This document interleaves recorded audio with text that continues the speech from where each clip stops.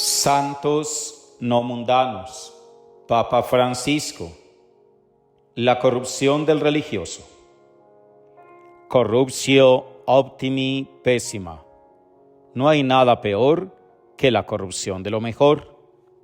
Esto puede aplicarse al religioso, persona consagrada, sacerdote o obispo.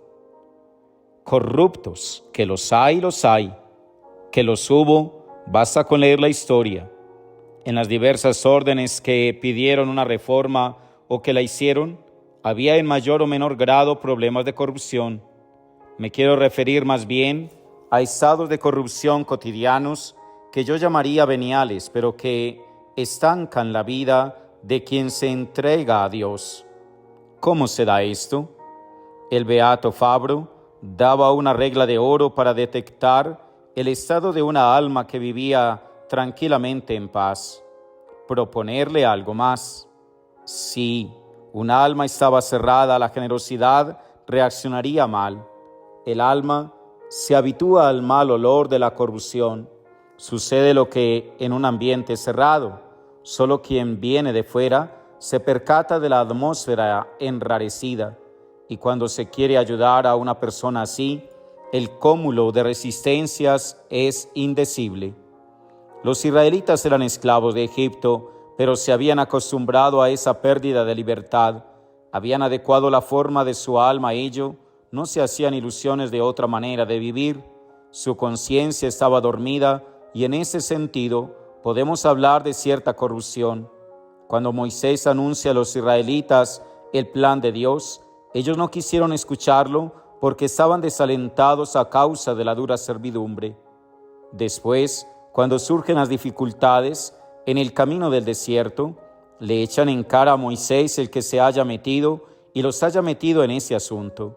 Y al encontrarse con Moisés y Aarón, les dijeron: que el Señor fije su mirada en vosotros y juzgue, porque nos ha hecho odiosos al faraón y a sus servidores, y han puesto en sus manos una espada para que nos maten. Éxodo 5:21. Los ancianos quieren pactar con el enemigo cansados y temerosos, y tiene que venir Judith a releer la historia para que no acepten como carneros situaciones que Dios no quiere. Jonás no quiere problemas. Lo mandan a Nínive y dispara a España y tiene que intervenir Dios con una larga purificación. Una verdadera noche en el vientre de la ballena. Tipos de esa noche que va desde la hora nona del viernes de Parasceve hasta el alba del primer día de la semana. Elías se dice a sí mismo que avanzó demasiado en el asunto del degüello de los sacerdotes de Balaán y le agarra miedo de una mujer. Me hace acordar a la regla 12 de discernimiento de la primera semana de los ejercicios espirituales. Y se escapa con ganas de morirse. No es capaz de sobrellevar la soledad de un triunfo en Dios.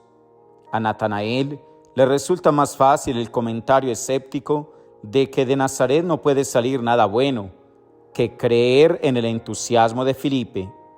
Los dos discípulos, como otros Jonases, tampoco querían problemas. Los citan en Galilea y se escapan a Emaús. Y el resto de los apóstoles preferían no creer lo que sus ojos veían esa mañana en el cenáculo. Y dice el Evangelio que no podían creer a causa de la alegría. Lucas 24:41. Aquí está el nudo del asunto. Un proceso de dolor siempre desanima. El haber probado derrotas conduce al corazón humano por el camino de acostumbrarse a ellas para no extrañarse ni volver a sufrir si surge otra. O simplemente uno está satisfecho con el estado en que está y no quiere tener más problemas. En todas estas referencias bíblicas centramos reticencia. El corazón no quiere líos. Hay temor a que Dios se meta y nos embarque en caminos que no podemos controlar. Hay temor a la visita de Dios, temor a la consolación. Con esto se va gestando un fatalismo.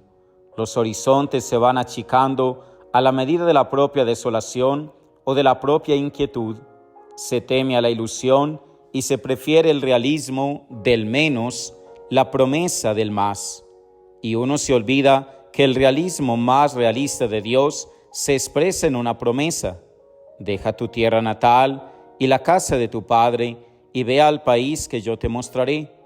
Yo haré de ti una gran nación y te bendeciré, engrandeceré tu nombre y serás una bendición. Génesis 12, 1, 2. En este preferir el menos supuestamente realista hay ya un sutil proceso de corrupción. Se llega a la mediocridad y a la tibieza, dos formas de corrupción espiritual. Se llega al negocio con Dios según las pautas del primero o segundo binario. En la oración penitencial, en el sacramento de la reconciliación, se pide perdón por otros pecados, pero no se muestra al Señor este estado del alma desilusionado. Es la lenta pero fatal esclerosis del corazón. Entonces el alma comienza a satisfacerse de los productos que le ofrece el supermercado del consumismo religioso. Más que nunca vive la vida de entrega a Dios como una realización inmanente de su personalidad. En muchos, esta realización consistirá en la satisfacción profesional, en otros en éxitos de obras, en otros en el complacerse de sí mismos por la estima que le tienen.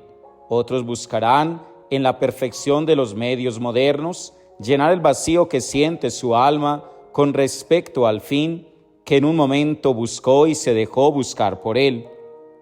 Otros llevarán una densa vida social, gustarán de salidas, vacaciones con amigos, comidas y recepciones. Procurarán ser tenidos en cuenta en todo lo que implique figuración. Podría seguir enumerando casos de corrupción, pero simplificando, todo eso no es sino parte de algo más hondo, la ya mencionada mundanidad espiritual.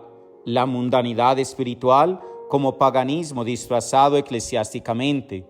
Frente a estos hombres o mujeres corruptos en su vida consagrada, la Iglesia muestra la grandeza de sus santos que han sabido trascender toda apariencia hasta contemplar el rostro de Jesucristo, y esto los ha vuelto locos por Cristo.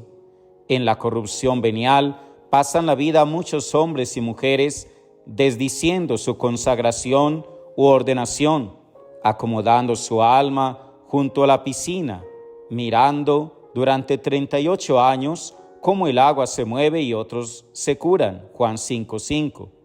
Ese corazón está corrupto. Por ahí uno sueña despierto y quisiera vivificar esa parte muerta del corazón. Se siente la invitación del Señor, pero no, es mucho lío, mucho trabajo. Nuestra indigencia necesita esforzarse un poco para abrir un espacio a la trascendencia, pero la enfermedad de la corrupción nos lo impide. Ad laborem indigencia cocebat, et laborem infirmita recusabat. La necesidad la forzaba a trabajar, pero su debilidad se lo impedía.